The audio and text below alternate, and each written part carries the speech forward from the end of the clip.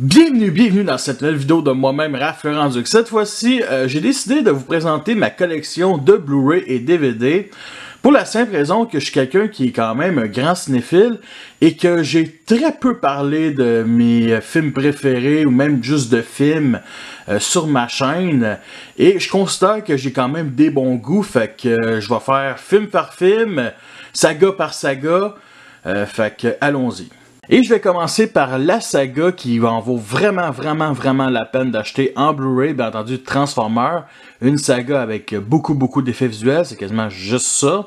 Bien entendu, à travers les années, il y en a qui vieillissent, comme mettons les effets spéciaux de Transformers, ils vieillissent, ça paraît que ça date de quand même 2007, c'est quand même les années 2000. Age of Fallen sont excellents, même en Blu-ray 10 ans plus tard, je vois vraiment aucune lacune. C'est peut-être à partir, mettons, d'Age of Extinction avec, mettons, les effets spéciaux avec les nouvelles caméras HD, tout ça, ou que t'as vraiment les couleurs flashy, surtout, mettons, les trois nouveaux Autobots, là, c'est clair. The Last Night, on peut reprocher beaucoup d'affaires à ce film-là, mais les effets spéciaux sont magnifiques. Bien entendu, ça rejoint avec le film de Bumblebee, en Blu-ray que j'ai acheté à peu près à sa sortie avec une bande dessinée qui coûte quand même assez cher, on va se dire, c'est quand même 30$ le Blu-ray. Et à la droite, j'ai un petit coffret Bumblebee, parce que oui, ce genre de petit coffret-là, il se transforme, on fait juste déplier les membres, il transforme un gros Bumblebee, et justement, c'était le coffret DVD de Fallen, parce que oui, avant que j'aille un Blu-ray en 2009 ou 2010, j'avais le DVD de Transformers 1 et puis 2. Puis aujourd'hui, ça devient le coffret justement des deux premiers Transformers. Fait que, mettons, les deux boîtes ici à gauche sont vides, on va dire ça de même, à moins qu'il y ait des autres DVD, ben pas DVD, mais les autres 10 bonus features. Tout simplement. Fait que oui, c'est une saga qui en vaut la peine en Blu-ray. Vraiment beaucoup. Est-ce que c'est une de mes sagas préférées? J'adore Transformers, mais peut-être pas tant que ça côté cinématographique. Je trouve que vraiment le meilleur, c'est le premier film. Et bien entendu, il manque le film de dessin animé que j'ai déjà eu en DVD il y a à peu près une quinzaine d'années, mais qui avait tout simplement la piste anglaise avec des sous-titres. Puis j'ai toujours adoré l'AVF, fait que je l'ai sur mon ordi. Justement, beaucoup de films que vous voyez ici. Il y en a que j'ai pas complété, mettons. La saga avec les suites. Par contre, je les ai toutes sur mon ordi. Je vais sûrement répéter ça tout le long de la vidéo. Fait que c'était ça pour Transformers. Et je vais continuer justement avec une de mes sagas préférées au cinéma. Bien entendu, pas besoin de nommer. Cette franchise-là qu'aujourd'hui a été rachetée par une empire diabolique, on va dire ça de même. Alors, je suis un fan fini de la prélogie. Je suis quelqu'un qui est né en 1988, fait que la prélogie a été faite pour moi. Je l'adore. J'adore la trilogie originale. Vraiment, aujourd'hui, je la trouve... c'est la meilleure, tant qu'à moi, ça c'est certain, suivi de la prélogie, et bien entendu, les films de Disney. Alors, juste aussi pour dire, les Blu-ray, ils datent de quand même une couple d'années, fait que ça, c'est vraiment les versions upgradées de George Lucas, parce que, tiens, mettons, à la fin de Retour de Jedi, il y a le fameux No quand il pitch Palpatine en bas, justement, dans la Death Star, ce qu'on n'avait pas en VHS. Je les ai eu justement en VHS, l'édition spéciale 97, avec un beau boîtier doré. Faudra à un moment donné que je fasse une vidéo peut-être sur mes VHS que je n'utilise plus depuis 15 ans, là, mais j'avais quand même des beaux VHS. En tout cas, on use beaucoup justement les cassettes, là, ben, ça fait partie aussi de ma génération. Alors, la prélogie, j'avais eu l'épisode 1 aussi justement en VHS, j'avais aussi l'épisode 3 en DVD, que j'ai encore sûrement, mais bon, que j'ai à vendre. Fait que aussi, bon, les films de Disney, il m'en manque un, bien entendu, Solo, que j'ai sur mon ordi, qu'il faudra bien que j'achète en Blu-ray, que j'ai quand même beaucoup aimé. Bien entendu, l'épisode 7 et 8, que je considère vraiment... pour moi, c'est des films que je veux vraiment aimer, mais que je suis pas capable parce que les défauts... c'est pas juste les défauts, c'est plutôt les choix scénaristiques... Il y en a qui adorent ces films-là, il y en a qui trouvent ça vraiment meilleur que la prélogie. Je considère la prélogie meilleure que ces deux films-là. Eux autres, c'est vraiment basé sur la nostalgie. Bien entendu, il y a un de mes youtubeurs préférés qui l'appelle Nostalgie, tout à fait compréhensible. Et il y a eu Rogue One. Rogue One qui est une pépite, sérieusement, qui est le meilleur film de Disney tant qu'à moi. Le plus adulte, tout le monde meurt, genre, tout le monde ici meurt, tout le monde meurt. Les X-Wing, vous voyez, ils meurent, les TIE Fighters sont détruits, le U-Wing est détruit, la Death Star se fait détruire dans le film qui suit, bien entendu l'épisode 4, là, pas besoin de spoiler 40 ans plus tard, que plus j'écoute, moins j'adore, ou plus je trouve qu'il y a des défauts, mais je trouve qu'il reste quand même assez réussi. Bien entendu, la saga Star Wars, c'est une saga que j'écoute extrêmement rarement. Et bien entendu, avec les films Disney comme l'épisode 9, ben, à chaque 2 ans, je me les tape. Fait que justement, en 2015, je me suis tapé pour la première fois la saga en anglais, c'était français. Qui est bien entendu, la plupart du temps, je me tape en VF. Puis oui, tout le monde connaît la VF de l'ancienne trilogie avec le Millennium Condor ou le Chick Tabac ou whatever comme ça, mais moi j'aime beaucoup la VF de Star Wars, je la préfère même en VO là, en tout cas, mais bon, c'est pas plus grave que ça. C'est sûr que pour l'épisode 9, je vais me retaper toute la saga de films. Par contre, je sais pas si ça va être en anglais ou si c'est français, vu que la dernière fois, juste avant de l'âge d'état, je m'avais tout tapé en français. Puis on rajoute toujours un film ou peut-être 2 films de plus. Mais c'est dans les plans aussi d'acheter Solo, qui est un excellent film que je trouve meilleur que l'épisode 7 et 8, ça c'est certain. Même si l'épisode 9, je l'aime pas ou whatever, je vais l'acheter. C'est un Star Wars. Star Wars, là, j'adore ça. Moins que Transformers, enfin moins trippé que Transformers, mais j'adore aussi Star Wars. C'est juste que Star Wars, il y a tellement de bandes dessinées. Aujourd'hui, je lis des romans, mettons, légendes, que sont plus vraiment canon, mais bon, je m'intéresse de plus en plus à cet univers-là, mais tu sais, ça sera toujours une saga que, cinématographiquement, elle va être toujours supérieure à Transformers, mais elle va toujours un petit peu moins m'intéresser parce que je lis aucunement des livres canon, excusez-moi, les nouveaux livres, mettons, canon, ça m'intéresse pas tant que ça, les BD m'intéressent pas tant que ça, les jouets m'intéressent pas tant que ça, à part les vaisseaux en petit exemplaire, Micro Machine, Hot Wheels, Titanium, bref, Star Wars, c'est la vie. Et c'est le temps de parler d'un de mes films préférés à vie, Starship Trooper, ok? Ça a été fait par les auteurs de Robocop et Total Recall, basé qui est scène aussi, Paul Verhoeven, et ça a scrappé la carrière de Paul Verhoeven pendant au moins 20 ans. Il n'a pas pu faire de film parce que tout le monde ne comprenait pas ce film-là à l'époque. C'était un film qui est sorti, je crois, en 97, et 4 ans avant, mettons, le 11 septembre, et c'est un film qui critique l'impérialisme américain 4 ans, justement, avant le 11 septembre. Puis on sait tous qu'avec le 11 septembre, il y a eu une évasion de pays, tout ça, et là-dedans, justement, une évasion de planète. Et à l'époque, je comprenais pas, mettons, le message du film, les messages du film. Je voyais plus ça comme un gros film de baston, science-fiction militaire, un peu comme... ça a toujours été, mettons, le film de StarCraft, parce que dans StarCraft, on se bat contre des aigles, puis on est dans le futur avec des vaisseaux, puis des marines, tout ça.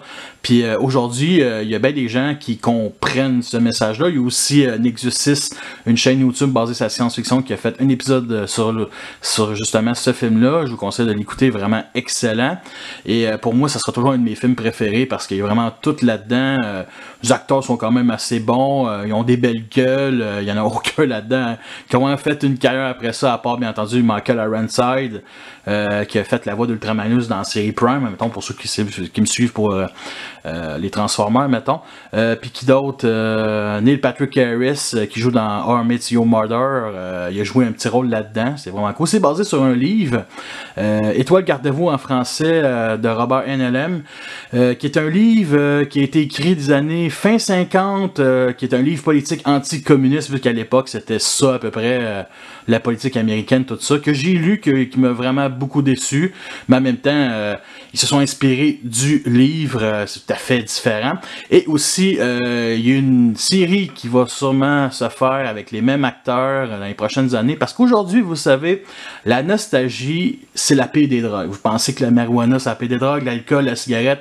Non, aujourd'hui, là, une drogue légale, je considère pas ça comme une drogue, là, ben oui, c'est une drogue, mais c'est pas illégal, ça devrait pas être légal, c'est la nostalgie, tu sais, depuis 4 ans, depuis 2015, avec Jurassic Park, l'épisode 7 de Star Wars, on est tous basés sur la nostalgie, avec mettons, justement, la série sur Netflix, merde, je me souviens même plus, j'ai un blanc, en tout cas, qui se passe des années 80, avec la musique des années 80, fait que... la nostalgie, aujourd'hui, c'est payant. Et c'est un film que je pense qu'il a fait un flop, mais qu'en même temps, aujourd'hui, c'est devenu un film culte, vraiment dans la science-fiction militaire. Puis c'est un excellent film. Les effets spéciaux vieillissent super bien. C'est un mélange entre du CGI et des maquettes. justement des maquettes un peu comme dans Star Wars. Fait qu'on a vraiment des effets spéciaux qui sont excellents des années 90. Aujourd'hui, bien entendu, c'est du CGI, mais à l'époque des années 90, on avait très peu de CGI, beaucoup de maquettes, et ça, j'apprécie beaucoup. Alors, il y a aussi eu des suites, ça je sais pas si j'en ai parlé, mais bon, il y a eu des suites en direct au DVD, il y a eu le troisième avec justement l'acteur principal en 2008, il y a eu des films animés 3D faits par le Japon, les Japonais, tout ça, qui restent très efficaces. Je sais que le dernier était surtout basé sur la nostalgie, fait que c'est sûr qu'il y a la nostalgie du premier film, parce qu'il y avait la personnage, mettons ici à droite, était revenu, en tout cas, bref, si vous avez écouté le film, vous avez compris. Fait que c'est ça, c'est un excellent film, il a coûté quand même une vingtaine de dollars. Moi j'adore ce film là, je l'écoute peut-être une fois aux 5-6 ans, j'écoute pas tant que ça mes films assez souvent, je mentirais pas, c'est vraiment les Star Wars que j'écoute plus fréquemment à cause des sorties Disney. Fait que passons au suivant. Et c'est le temps de passer une de mes sagas modernes préférées de science-fiction, parce que oui, la part des œuvres de science-fiction date de quand même une certaine époque que j'aime beaucoup. Mais Hunger Games a été un énorme succès en 2012, basé bien entendu sur des romans que je ne connaissais vraiment pas. Bien entendu, aujourd'hui, on a eu plein d'adaptations de, on va dire, des romans jeunesse pour les adolescents, écrits par une femme, basés aussi sur du post-apocalyptique.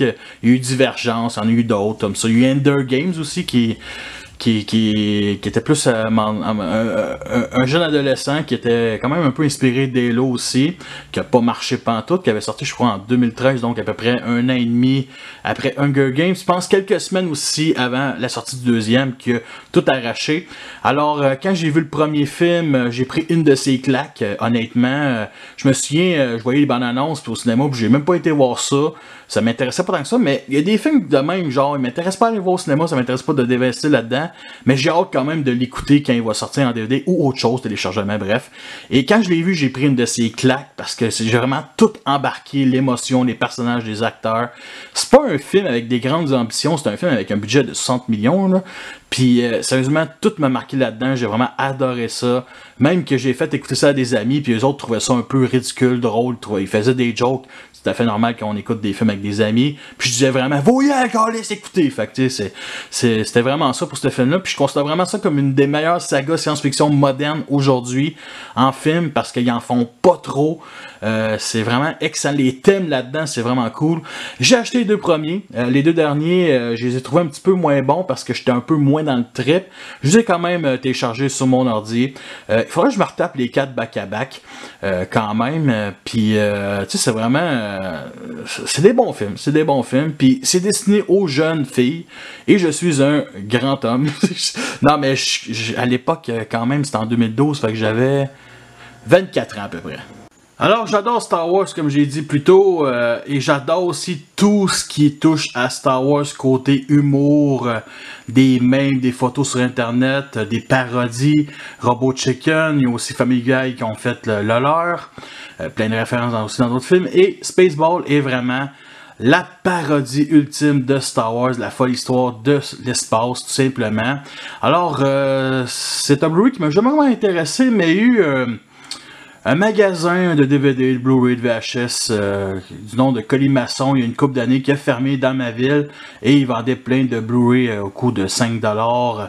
Alors je l'ai acheté, c'est pour ça qu'il y a plein de numéros ici à la droite. Et c'est quand même un excellent film, une excellente comédie. Et je vais continuer avec Le Jour de l'Indépendance, le premier, j'ai acheté au même endroit que Spaceball, c'est pour ça qu'il y a encore des numéros ici à la droite. Et c'est vraiment un film culte de mon époque. Et je me souviens à l'époque, quand il est sorti en 96, que je l'avais vu la première fois, j'avais vraiment la chienne, j'avais vraiment peur. Je me souviens à l'époque, les films extraterrestres n'étaient pas aussi gros que ça. On avait E.T. là-dedans, c'était vraiment le côté blockbusters. Puis ça a été réalisé par Roland Emmerich, qui a fait 2012, un jour d'après. Il a fait aussi la suite, qui reste quand même assez divertissante, là, qui est sortie il y a plus de 3 ans. Qui était beaucoup moins bonne que j'ai sur mon ordi. Mais bon, il était basé un peu sur la nostalgie aussi. Mais bon, écoutez, celui-là, il reste quand même assez efficace avec les personnages, Bill Pullman, Jeff Goldblum avec des lunettes. Ça reste quand même un excellent divertissant, puis je l'ai acheté pas trop cher, Puis honnêtement, il valait pas plus que ça.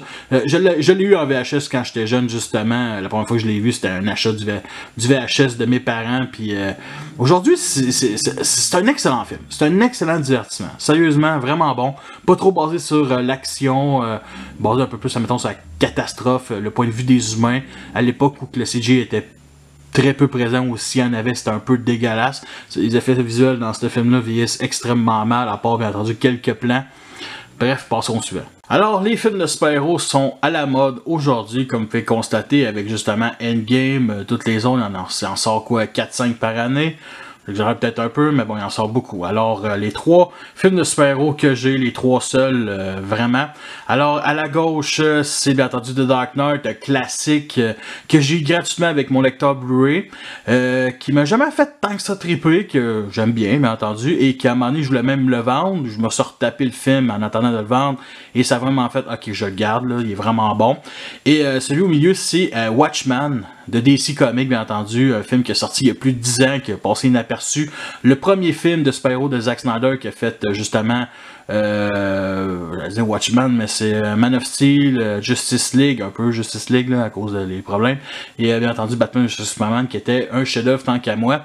Alors Watchmen, c'est la version Blockbusters, parce que oui, Blockbusters a fermé il y a une couple d'années, il m'a coûté genre 8$, fait que j'ai comme on va dire la pochette, comme quand on allait au Blockbuster, on louait, on le ramenait, puis il me donnait le DVD. Fait que j'ai une mauvaise pochette, mais c'était quand même un excellent film. Je ne l'ai vu qu'une fois que je l'ai acheté, il y a plus de 7 ans.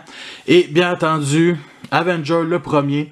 J'ai tous les films du MCU sur mon disque dur, mais il y en a un qu'il fallait que j'aille en Blu-ray. C'est le premier film d'Avenger, qui est pour moi le meilleur film de Marvel de tous les temps. Ce film-là est vraiment génial. L'humour, l'action, les personnages, l'interaction. C'est un film que, depuis la première fois que j'ai vu, j'ai tripé. Il n'y a eu aucun film Marvel qui a réussi à battre lui, même si, on va dire, Endgame et Infinity War était quand même assez cool. Age of Ultron, je l'ai jamais accepté comme film. Je veux dire, il est correct comme film, mais pour moi, ce film-là, c'est vraiment un chef-d'œuvre. Vraiment, vraiment excellent. Il y en voit à peine. Best super-héros movie of all time. Je suis complètement d'accord avec ça.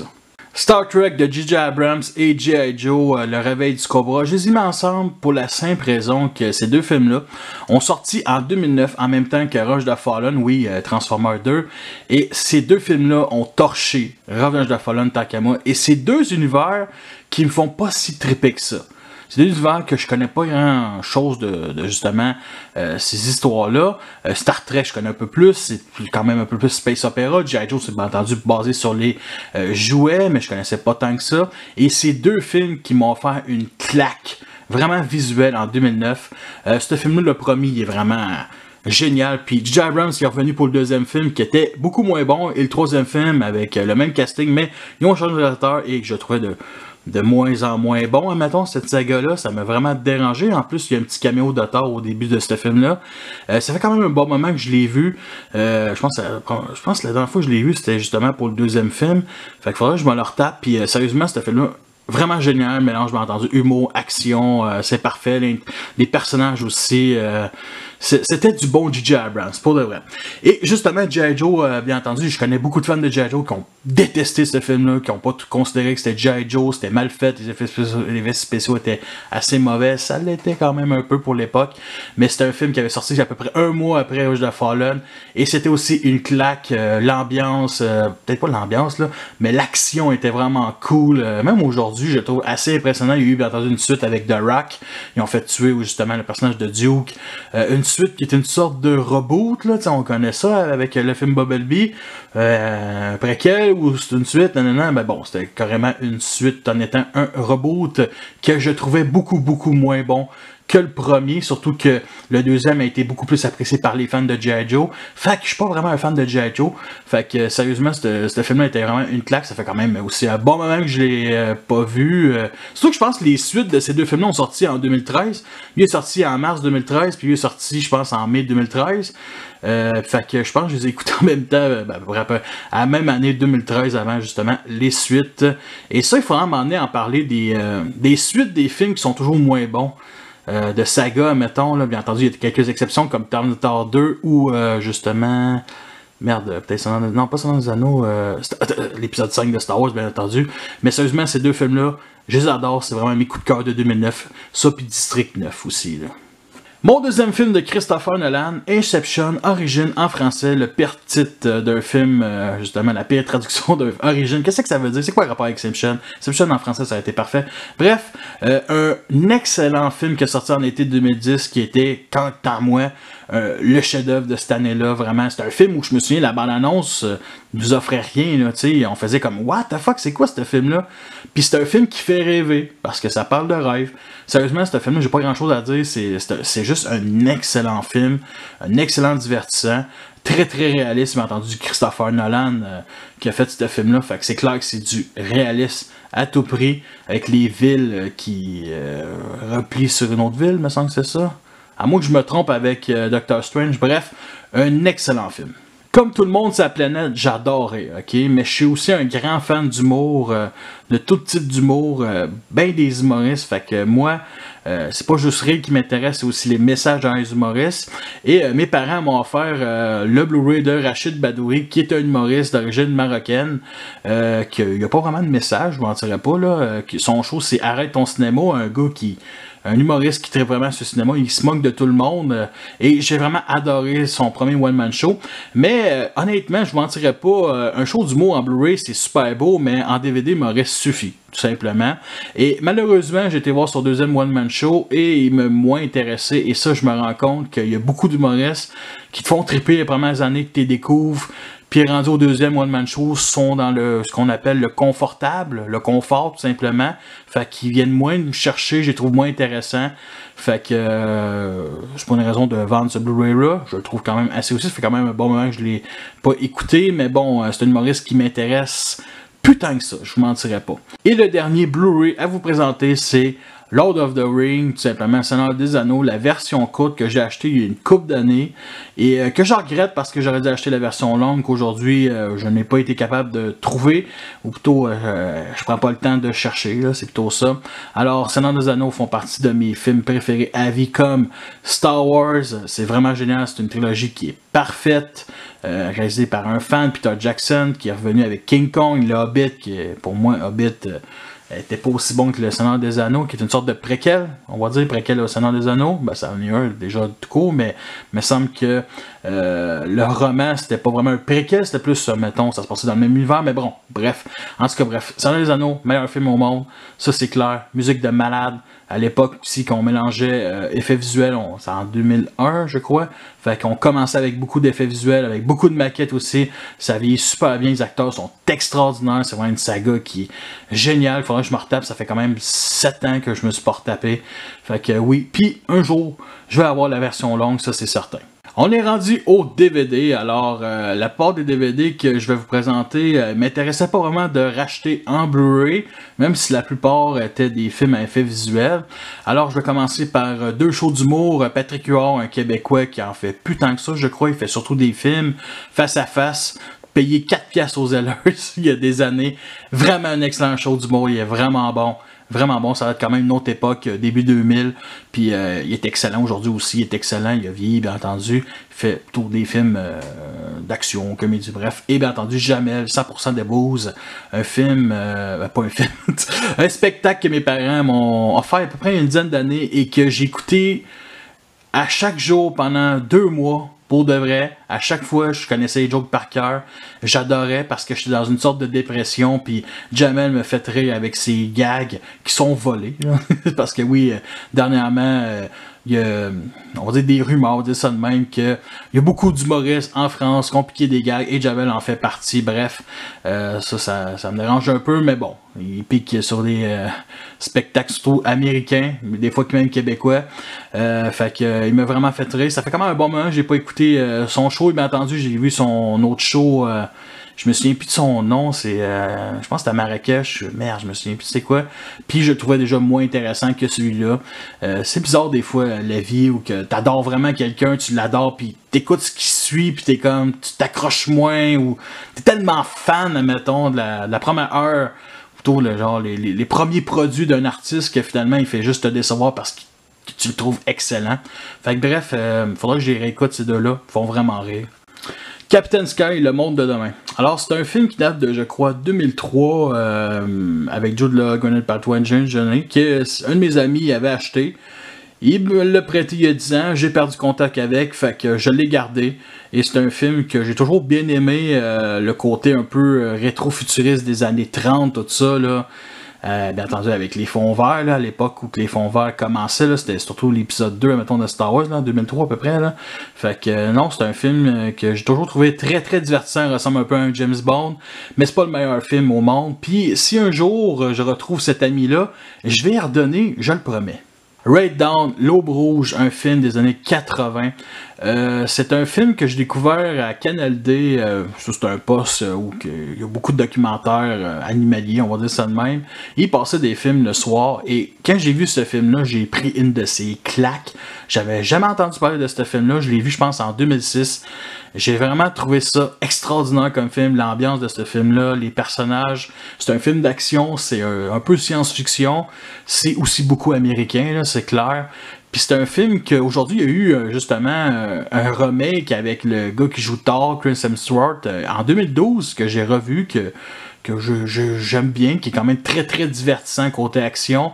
Mais le problème, c'est qu'aujourd'hui, aux États-Unis, on va dire que des jeunes avec des mitraillettes, ben ça fait surtout référence aux shooters dans les écoles secondaires. Fait que je pense que dans les années 80, on n'avait pas ça. Fait que c'est pour ça que c'est meilleur cette version-là que la version moderne, admettons, qui ont remplacé les Russes par des Coréens du Nord, je crois. En tout cas, bref, c'est un film qui est vraiment cool. Je vous conseille vraiment d'écouter, si vous aimez les films ambiance de guerre, parce que oui, c'est un film d'action, surtout avec des jeunes qui sont quand même assez attachants. Il y a une scène qui est extrêmement drôle, ou en tout cas, je peux pas vraiment en parler, mais c'est vraiment génial. Puis c'est un film qu'aujourd'hui, il mériterait de se faire en série. Puis ça s'est fait en série d'un autre nom en Australie. Je me souviens plus c'est quoi ce nom-là, ça ressemblait beaucoup, mais c'était déjà beaucoup moins bon. Fait que non, je vous conseille vraiment ce film-là. Si vous l'avez jamais écouté, ça dure 1h50, ça vaut la peine. Il y a quand même de l'action, c'est très divertissant, les personnages sont cool. Surtout si vous êtes jeune, là, adolescent, là, ça vaut la peine de l'écouter au moins une fois dans sa vie. C'est pas le meilleur film d'action de tous les temps, mais ça reste quand même assez efficace. Et c'est fait par John Hughes. Merde, je sais plus c'est quel merde. C'est le réalisateur de Conan, John Milius, c'est ça, le réalisateur de, comment il s'appelle déjà, Conan le Barbare. Fait que, écoutez-le. Alors pour les plus généraux d'entre vous, je suis un fan fini du jeu vidéo Halo, de l'univers Halo tout simplement. Et ils ont décidé aussi à m'en annoncer un genre de DVD Blu-ray avec cette histoire inédite autour de l'univers d'Halo. Et je me suis dit ça va être cool. Et je l'ai acheté sans justement écouter un épisode. Et quand je les ai écoutés, il y en avait quand même quelques-uns qui étaient cool. D'autres m'ont moins intéressé. Fait que c'est un DVD que je regrette un peu d'avoir acheté. Aujourd'hui, on le trouve téléchargeable assez facilement sur Internet. Mais bon, moi j'en ai pas de besoin vu que je l'ai acheté au coût de 20-25$, qui était beaucoup trop cher pour ça en tant qu'à moi. Aussi, il va y avoir une série sur Halo dans les prochaines années, ça j'ai hâte. C'est un film d'Halo que je joue depuis longtemps, c'est une voix extrêmement riche en personnages, c'est épique aussi, c'est de la science-fiction malade, c'est de la science-fiction militaire, un peu comme Starship Trooper, tout en étant différent. Et vive les Conan. Je vous ai parlé du Seigneur des Anneaux par Peter Jackson. King Kong par Peter Jackson était un chef-d'œuvre. C'est un film qui voulait réaliser depuis tant d'années, même je pense avant Seigneur des Anneaux. Puis après, bien entendu, le succès du Seigneur des Anneaux, il a fait King Kong, un film de 3 heures. Et aujourd'hui, c'est extrêmement rare des films d'action, aventure de 3 heures. Je m'attendais qu'avec le Seigneur des Anneaux, ça débouche vraiment avec plus de films de même. Pas vraiment, mais King Kong qui a duré à peu près 3 heures. Et c'est un film qui mélange émotion, action, aventure, les effets spéciaux sont excellents. Ça date quand même de 2005. Il l'a fait après Seigneur des Anneaux. C'est un passionné vraiment de King Kong. Aujourd'hui, il y a eu Kong Island il y a quelques années que je n'ai jamais vraiment trouvé ça aussi bon. Celui-là, c'est vraiment un chef-d'œuvre. La musique est extraordinaire aussi. Fait que non, sérieusement, il en vaut la peine. La qualité est quand même assez bonne pour le DVD. Je me suis dit, je l'ai déjà vu en Blu-ray puis ça a vraiment fait non, est correct en DVD. Fait que c'est ça. Alors si je vous dis un film avec une caméra qui bouge tout le temps, la shaky cam, avec un monstre à New York, Cloverfield, un film que beaucoup de gens détestent. En effet, tout à fait compréhensible. C'est un film qui dure, je pense, 1h15. c'est vraiment génial comme film. J'adore ce film, j'adore l'ambiance, le côté action aussi, ça a été présenté, plutôt produit par J.J. Abrams, le même qui a fait le premier Star Trek. Et honnêtement, ce film-là, ça a coûté, je pense, une vingtaine de millions. Il reste tellement efficace dans ce qu'il propose. C'est un film quand même assez violent, c'est assez suspense. On se pose des questions après le film, puis c'était à l'époque aussi qu'Internet, en 2008, t'sais, on faisait plein de théories sur les forums, parce qu'à l'époque, c'était pas tant que ça YouTube, mais sur les forums, des affaires comme ça, on parlait des films un peu comme justement Lost, là, c'était à peu près dans la même époque que Lost c'était une série de malades, là, aussi justement produit par J.J. Abrams. Fait que c'est un film qui a eu aussi des suites, que honnêtement ça n'a plus vraiment rapport avec le premier film. J'ai bien aimé celui, la suite qui est sortie, je pense il y a 2-3 ans, je me souviens plus, non je pense que c'est ça, il y a à peu près plus de 3 ans, qui avait passé justement au cinéma, qui était un film, merde c'est quoi, un huis clos, dans un genre de bunker souterrain avec justement John Goodman, c'était vraiment cool. Et il y a eu aussi un autre film, une autre suite sur Netflix justement sur Netflix, fait que c'était... ils ont essayé de réunir avec le premier film, avec une scène finale, puis ça sortait de nulle part, là. Ils l'ont vraiment rajouté de même. Puis je me souviens, c'était sur Netflix, il avait fait la bande-annonce pendant le Super Bowl. Puis il avait posté sur Netflix à minuit la journée même, fait que ça c'était assez cool. Mais c'est un film très très oubliable, comparé mettons à celui-là, que ça fait quand même un bon moment que je l'ai pas écouté, mais honnêtement je l'ai toujours bien aimé. Je connais beaucoup plus de gens qui ont dégueulé devant ce film-là qui l'ont vraiment aimé. La guerre des mondes de Steven Spielberg avec Cruise, un film qui était génial, sérieusement une ambiance de malade, post-11 septembre. J'avais bien aimé ce film-là et je l'ai jamais vraiment voulu en DVD, je le trouvais assez bon, avec quand même quelques défauts. Et à un moment donné, j'ai été en psychiatrie, puis je vais pas parler plus que ça, j'étais encore bien, là, puis j'étais en psychiatrie et je l'ai volé à la psychiatrie, les tabarnaks, parce que ils m'ont fait chier, non c'est pas vrai, ils m'ont pas fait chier, je l'ai piqué, tout simplement, je l'ai volé, fait que j'étais en psychiatrie, il m'a fait un petit film de 20$, fait que c'est ça, c'est un excellent film, ça fait un bout que je l'ai pas réécouté, puis ça sera pas un bon moment que je vais réécouter, je sais que il est supposé avoir pas une suite, excusez-moi, une série animée qui se passe des années 1900, avec les fameux tripodes, en tout cas bref, en dessin animé, je sais plus trop, mais c'est quand même un excellent film. Alors, Lord of the War, Seigneur de guerre est un film qui est sorti en 2006, est vraiment un film que j'adore énormément. C'est pas un film d'action, c'est plus un film de guerre, mais ça montre plus la guerre qu'un film d'action. C'est un film qui mélange justement le drame et l'humour. L'humour est excellent là-dedans, aussi le drame. Puis c'est tellement intéressant comme film, là. Genre, t'écoutes le film puis tu t'emmerdes vraiment pas. C'était avec Nicolas Cage à l'époque où justement, il était populaire, là. Aujourd'hui, il fait beaucoup de films direct au DVD ou des films qui passent inaperçus malheureusement. Avec Jared Leto aussi et Ethan Hawke. Vraiment un excellent film, je vous le recommande. C'est une critique justement de... on va dire tout ce qui se passe des années 80, le côté Van Damme, tout ça, je pense que ça a sorti Van Damme. Non, mais le côté vraiment vendre des armes, il vend des armes à tout le monde, genre sur la planète, là. Il va vendre à des juifs ou à des musulmans, bref. Puis bien entendu, il y a des conséquences à tout ce qui arrive. Puis sérieusement, c'est un excellent film de 2006. Je vous recommande vraiment au moins d'écouter une fois dans votre vie. C'est vraiment bon. Puis la scène d'introduction, la scène d'ouverture, elle est géniale. Ok, je vais un peu spoiler. Il montre la construction d'une balle avec la caméra qui suit justement la balle. Fait qu'on a le point de vue d'une balle de gun, là, tout simplement une balle pour mettre dans un AK-47. Puis ça finit que on voit en pleine guerre, puis la balle arrive direct en plein front d'un petit gars nowhere. C'est tellement triste, mais ça me fait tellement rire, mais c'est ça que j'adore avec ce film-là, c'est ce genre d'humour-là, un genre d'humour noir, vraiment, vraiment noir, fait que je vous conseille vraiment de l'écouter une fois dans votre vie, là, il en vaut vraiment la peine. Fight Club n'a pas été un énorme succès quand il est sorti en 99, mais c'est devenu aujourd'hui un film culte. Et je me souviens, la première fois que je l'ai vu, je l'avais écouté en 3 parties. Le film dure à peu près 2h10, fait qu'en 3 soirées. Et à la fin du film, j'avais absolument rien compris. Et le deuxième visionnement, j'ai tout compris. comme ça, c'est simple que ça. Et c'est un excellent film. Bien entendu, c'est un film qui critique le capitalisme, tout ça. C'est un excellent film. C'est un excellent film, sérieusement. Faut au moins l'écouter une fois dans sa vie. C'est vraiment...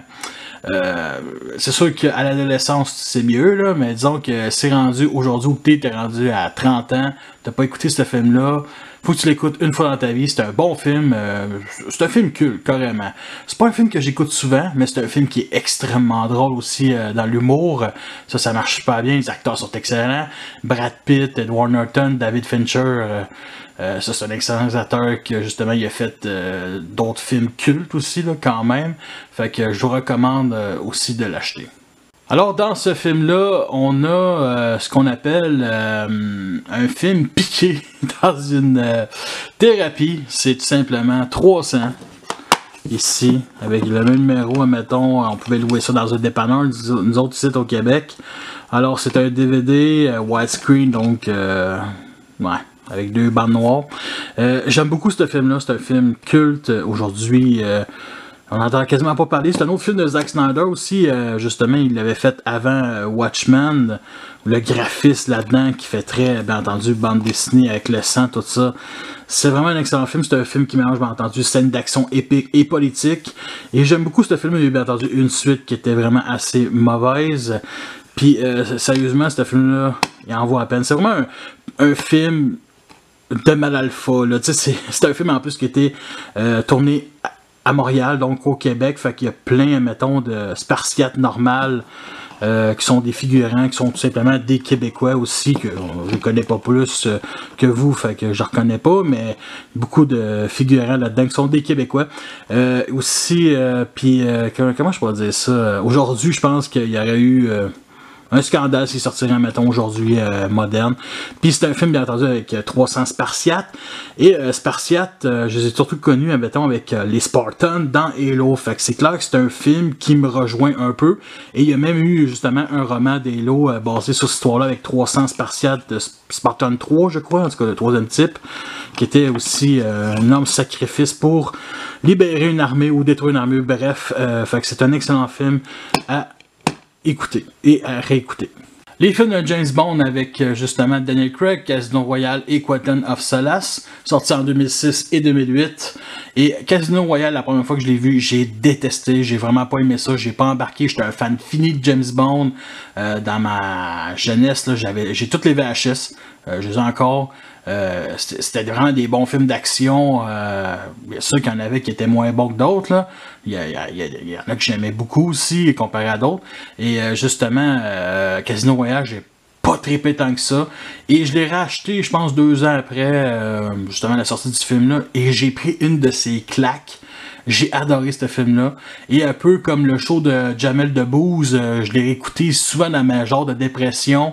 Puis, c'est qui m'aidait beaucoup, là. Puis la scène de poker, je déteste le poker, je déteste les jeux de cartes. Je déteste vraiment ça, là. Sérieusement, les jeux de plateau, tout ça, là. Les jeux de société, c'est sûr que les jeux de cartes, c'est pas des jeux de société, mais j'aime vraiment pas ça. Mais la passe du poker, même si beaucoup de gens, beaucoup de mes amis qui ont dit c'est pas vraiment réaliste, moi j'adore ce passe-là. Sérieusement, j'écoutais juste à un moment donné, juste ce passe-là pour ce film-là, j'adorais. Il mélangeait aussi un peu d'action, mais c'était assez intense. Puis je connais rien du poker, genre, je connais rien. Je sais même pas s'ils jouent du poker, je m'en souviens même plus. Et bien entendu, Quantum of Solace, qui était la suite, qui était beaucoup moins bon, beaucoup plus d'action aussi. Donc, ça devrait être meilleur. Non, même pas, parce que Casino Royale, il y avait de l'action, mais beaucoup moins. Quantum of Solace, c'était quand même très, très divertissant. Je sais même pas pourquoi je l'ai acheté. Puis justement, il y a eu aussi 2 autres suites qui restaient très efficaces, mais j'ai quand même un peu décroché à partir du 3e film. Je me souviens plus du titre qui avait sorti en 2012, là. C'était James Bond réaliste. C'est correct, ça. C'est un genre de reboot, mais... je sais pas, tu sais, même le dernier, je l'ai écouté, puis c'était super réaliste, c'est correct, c'est cool, ça va là-dedans, mais j'embarque plus là-dedans. Ça fait partie de mon enfance, une partie de mon adolescence. Aujourd'hui, c'est clair qu'à chaque fois qu'il y a James Bond, je vais aller voir au cinéma, mais bon, je suis plus rendu un fan fini de ce univers-là, on va se dire, mais faudra que je me retape tout. Faudra que je me retape toutes les James Bond, ça c'est certain. Enfin, peut-être pas en VHS, là, peut-être plus en téléchargement, mais j'ai un film de James Bond qui est mon préféré, pour ceux que ça intéresse, Au service secret de Sa Majesté, avec Georges Lazenby, qui est, lui, c'est un acteur qui a été juste dans un James Bond, c'est dans celle-là, puis ce film-là est génial, c'est quand James Bond, il se marie, ils ont aussi son plus grand chef, c'est vraiment cool comme film. J'espère sincèrement que si vous êtes fan de James Bond, vous avez écouté ce film-là. Je connais pas grand monde qui l'adore, mais bon, je connais même plus de gens qui le détestent, fait que j'ai comme un peu honte d'aimer ce film-là, mais j'aime quand même beaucoup ce film-là. Puis c'est ça. Fait que c'est des films que j'ai pas encore vraiment écouté. Je les ai écoutés, mais entendu ces deux-là pour le troisième film que je me souviens plus de son nom, qui avait sorti en 2012. En tout cas, je sais que James Bond se fait tirer dessus sur un train. Bref, c'est ça. Alors, c'est ce qui va conclure ma vidéo basée sur les Blu-ray et DVD. J'espère que vous l'avez apprécié. Comme vous avez vu, j'ai quand même de bon goût, ou des mauvais goûts pour certains. J'ai beaucoup plus de films sur mon ordi, des films cultes, des films qui... comme Jurassic Park, je ne l'ai pas encore trouvé en Blu-ray, ou plutôt je cherche pas vraiment, là, je mentirais pas. parce que honnêtement, quand tu as sur l'ordi le film en 4 GB, puis c'est sûr que c'est pas du 40 GB, là, ça suffit là, des fois. Il y a des films de même, là, 2-3 GB là, suffit. C'est pas du full HD 4K, mais ça reste quand même assez regardable sur une TV. Fait que faites-le moi savoir s'il y a des films là-dedans que vous avez, que vous aimeriez voir de votre point de vue. Que vous n'avez pas mais que vous aimeriez avoir. C'est sûr que les films Star Wars, tout le monde doit voir ça, les films Transformers aussi. Honnêtement, aujourd'hui, j'achète peut-être un Blu-ray par année, tu sais, comme le dernier, c'était Bumblebee. Fait que ça représente vraiment une collection qui date de quand même, on va dire, peut-être 2005-2006. J'en ai d'autres aussi, DVD chez nous, mais m'intéresse plus à garder, fait que j'ai vend, fait que tout simplement ça. J'ai aussi beaucoup de séries sur mon disque dur. Il y a beaucoup de choses sur mon disque dur que j'ai pas en vrai, mais il y a quand même, comme les films de Star Wars puis Transformers, je veux vraiment les vraies copies en main, même si je les ai sur mon ordi, fait que tu sais, c'est ça qui est ça. Fait que merci à tous d'avoir écouté cette vidéo-là. Je vais en sortir une de ma collection de jeux vidéo qui va être moins longue, qui va être beaucoup moins longue, je vous mentirai pas. Et aussi sur mes romans, les livres que je lis, parce que oui, j'adore beaucoup lire, même si ça paraît pas. Fait que merci à tous d'avoir écouté cette vidéo-là. Fait que sur ça, je vous laisse et à la prochaine.